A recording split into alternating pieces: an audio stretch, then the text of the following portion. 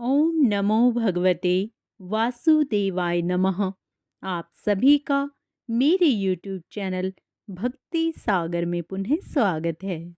आप सभी भक्तों को उत्पन्ना एकादशी की बहुत बहुत शुभकामनाएं। आज का अपना वीडियो शुरू करने से पहले आप सभी से विनम्र प्रार्थना है, यदि आप मेरे चैनल पर नए आए हैं और अभी तक आपने मेरे चैनल को सब्सक्राइब नहीं किया है तो सभी प्रकार के व्रत त्योहारों से संबंधित जानकारियां प्राप्त करने के लिए, सभी व्रत कथाएं सुनने के लिए तथा मार्गशीर्ष मास में भागवत कथा तथा कृष्ण बाल लीलाओं का आनंद लेने के लिए कृपया मेरे चैनल को सब्सक्राइब अवश्य करें। वीडियो यदि पसंद आता है तो लाइक एंड शेयर भी करें। कमेंट में जय श्री कृष्णा अवश्य लिखें। किसी भी व्रत को धारण करने में व्रत कथा का स्मरण करने का बहुत महत्व है। व्रत कथा का स्मरण किए बिना व्रत अधूरा माना जाता है। आइए आज के अपने वीडियो में हम उत्पन्ना एकादशी की व्रत कथा का स्मरण करते हैं। युधिष्ठिर कहने लगे, हे भगवान, आपने हजारों यज्ञ और लाख गोदान को भी एकादशी व्रत के बराबर नहीं बताया। सो यह तिथि सब तिथियों में उत्तम कैसे हुई, यह विस्तार पूर्वक बताइए। भगवान कहने लगे, हे युधिष्ठिर, सतयुग में मुर नाम का दैत्य उत्पन्न हुआ। वह बड़ा बलवान और भयानक था। उस प्रचंड दैत्य ने इंद्र, आदित्य, वसु, वायु, अग्नि आदि सभी देवताओं को पराजित करके भगा दिया। तब इंद्र सहित सभी देवताओं ने भयभीत होकर भगवान शिव से सारा वृत्तांत कहा और बोले, हे कैलाशपति, मुर दैत्य से भयभीत होकर सब देवता मृत्यु लोक में फिर रहे हैं। तब भगवान शिव ने कहा, हे देवताओं, तीनों लोकों के स्वामी, भक्तों के दुखों का नाश करने वाले भगवान विष्णु की शरण में जाओ, वे ही तुम्हारे दुखों को दूर कर सकते हैं। शिवजी के ऐसे वचन सुनकर सभी देवता अक्षर सागर में पहुंचे। वहां भगवान को शयन करते देख हाथ जोड़कर उनकी स्तुति करने लगे कि हे देवताओं द्वारा स्तुति करने योग्य प्रभु, आपको बारंबार नमस्कार है। देवताओं की रक्षा करने वाले मधुसूदन, आपको नमस्कार है। आप हमारी रक्षा करें। दैत्यों से भयभीत होकर हम सब आपकी शरण में आए हैं। आप इस संसार के कर्ता, माता पिता, उत्पत्ति और पालन करता और संहार करने वाले हैं। सबको शांति प्रदान करने वाले हैं। आकाश और पाताल भी आप ही से हैं। सबके पितामह ब्रह्मा, सूर्य, चंद्र, अग्नि, सामग्री, होम, आहुति, मंत्र, तंत्र, जप, यजमान, यज्ञ, कर्म, कर्ता, भोक्ता भी आप ही हैं। आप सर्वव्यापक हैं। आपके सिवा तीनों लोकों में चर तथा अचर कुछ भी नहीं है। हे भगवन, दैत्यों ने हमको जीतकर स्वर्ग से भ्रष्ट कर दिया है और हम सब देवता इधर उधर भागे भागे फिर रहे हैं। आप उन दैत्यों से हम सबकी रक्षा करें। इंद्र के ऐसे वचन सुनकर भगवान विष्णु कहने लगे, हे इंद्र, ऐसा मायावी दैत्य कौन है जिसने सब देवताओं को जीत लिया है? उसका नाम क्या है? उसमें कितना बल है और वह किसके आश्रय में है तथा उसका स्थान कहाँ है?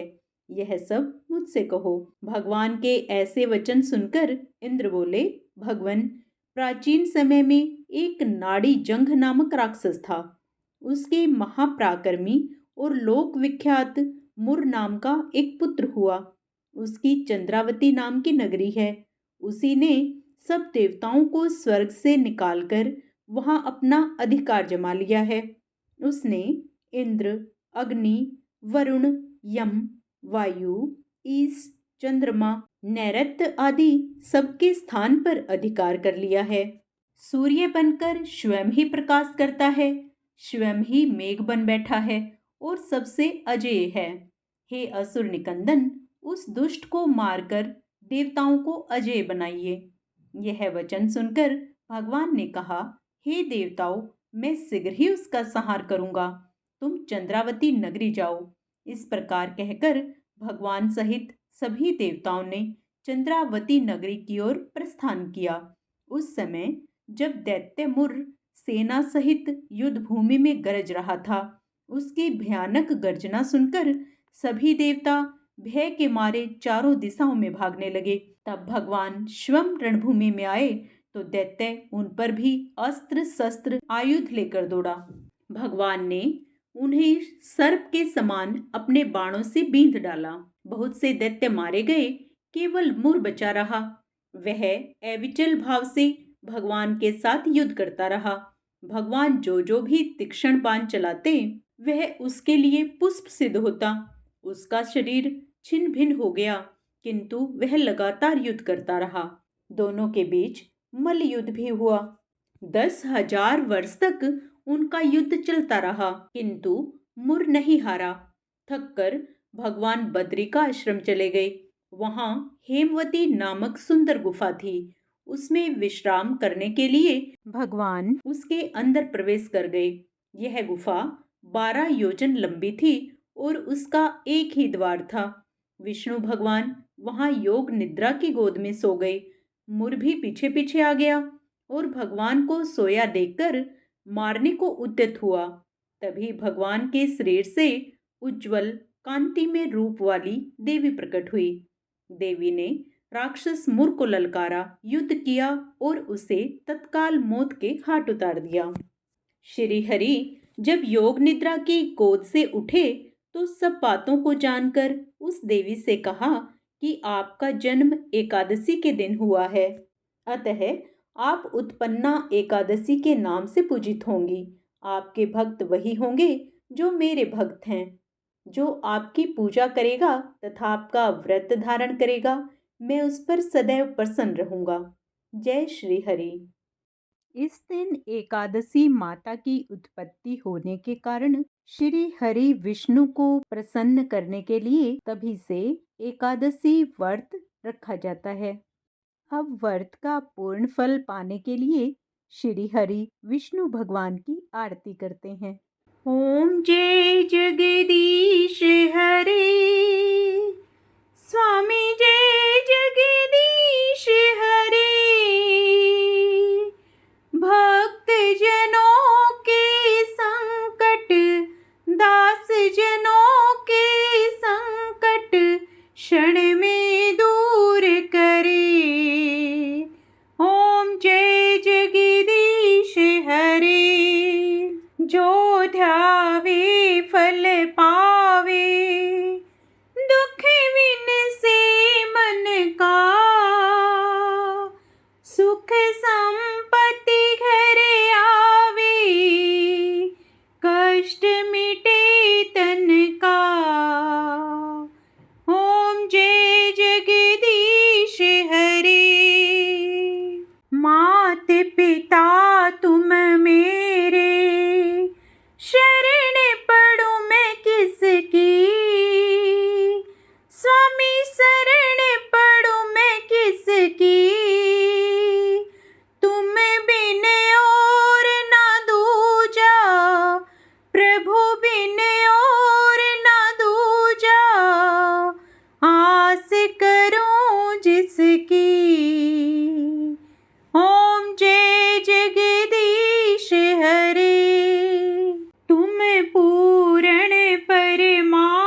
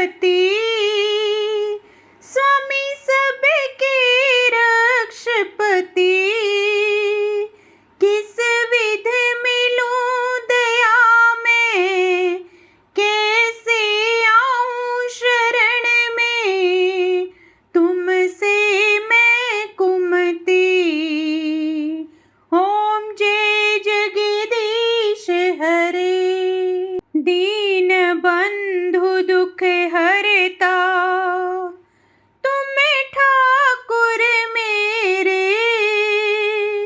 प्रभु तुम रक्षक मेरे, अपने हाथ उठाओ, दया करो चरण लगाओ, द्वार पड़े तेरे, ओम जय जगदीश हरे। विषय विकार मिटाओ, पाप हरो देवा, स्वामी कष्ट हरो देवा,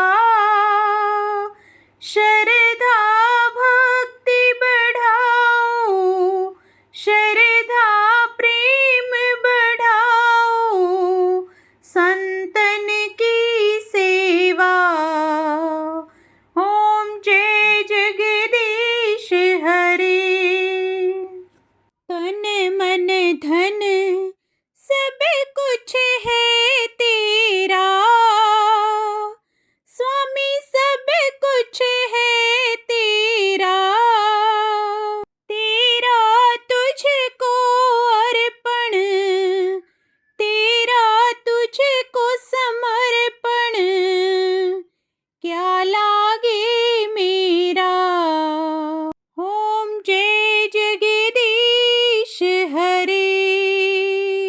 जय जगदीश हरे, स्वामी जय जगदीश हरे, भक्त जनों के संकट, दास जनों के संकट, क्षण में दूर करे, ओम जय जगदीश हरे। उत्पन्ना एकादशी की संपूर्ण पूजा विधि, नियम व पारण का शुभ समय हम अपने पिछले वीडियो में डाल चुके हैं। मैं उसका लिंक डिस्क्रिप्शन बॉक्स में लिख दूंगी, कृपया उसे भी अवश्य देखें। श्री हरि आप सभी पर अपनी कृपा बनाए रखें।